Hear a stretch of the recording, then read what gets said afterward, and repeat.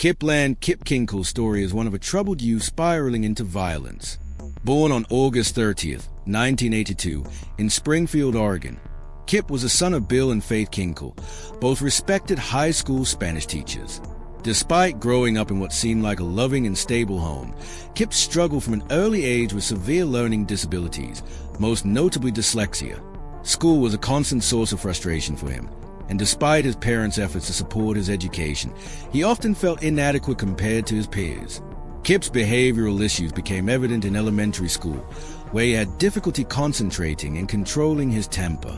His parents sought professional help and enrolled him in special education programs to help him cope with his learning disabilities.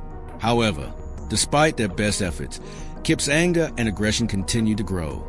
By middle school, he began engaging in delinquent activities such as shoplifting, vandalism, and bringing weapons to school. As Kip entered his teenage years, his fascination with violence became more pronounced. He developed an obsession with firearms, explosives, and mass murderers, frequently consuming violent media, including books and movies that glorified destruction.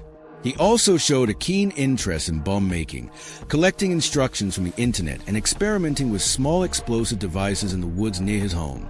His parents, worried about his escalating behavior, placed him in counseling, but Kip resisted any attempts to address his emotional struggles. Kip's father, Bill Kinkel, who had a strict and disciplined approach to parenting, often clashed with his son. Bill believed that tough love and structure would help Kip overcome his behavioral issues, while his mother, Faith, took a more compassionate approach. This difference in parenting styles often created tension in the household. Bill was particularly frustrated with Kip's academic failures and his inability to meet expectations, further straining their relationship. By high school, Kip's behavior had escalated significantly. He had become socially withdrawn, often making disturbing jokes about killing people and expressing admiration for school shooters. His peers noticed his dark humor and fascination with violence, but most dismissed it as an attempt to seek attention. Kip's teachers, however, grew increasingly concerned about his behavior and violent outbursts. In May 1998, Kip's life took a horrifying turn. On May 19th, he was caught at school with a stolen handgun in his locker. The weapon, a .32 caliber Beretta, had been purchased illegally from a friend. When school authorities discovered the gun, Kip was immediately suspended and sent home.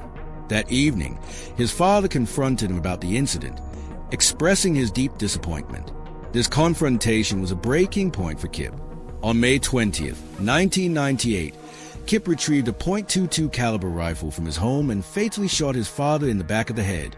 When his mother arrived home later that evening, he met her in the garage and shot her multiple times. He then dragged both of their bodies into the bathroom, covering them with a sheet. Afterward, he played music loudly and left a note confessing to the murders but expressing confusion and despair over his actions. The following morning, Kip, armed with a .22 caliber semi-automatic rifle and a 9mm Glock pistol, drove to Thurston High School. As students gathered in the cafeteria before classes began, Kip opened fire, killing 2 students, Ben Walker and Mikhail Nicolosin, and injuring 25 others. The attack ended when a group of brave students tackled Kip, wrestled his weapons away, and restrained him until the police arrived. Despite his small stature, Kip struggled violently, screaming that he wanted to die.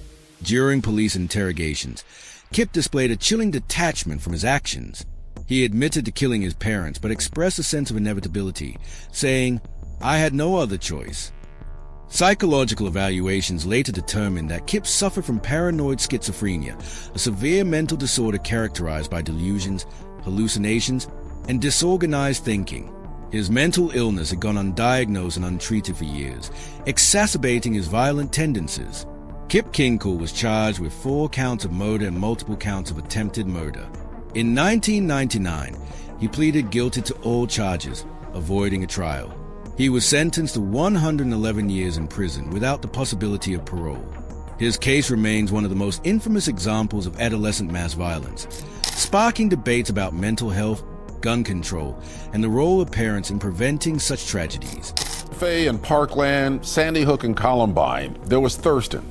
Kip Kinkel opened fire in the Thurston High School cafeteria 20 years ago today, killing 2 and wounding 25 others. Kinkel had killed his parents the day before. The deadly shooting at Thurston High School in Springfield, Oregon, a lasting memory of where we live.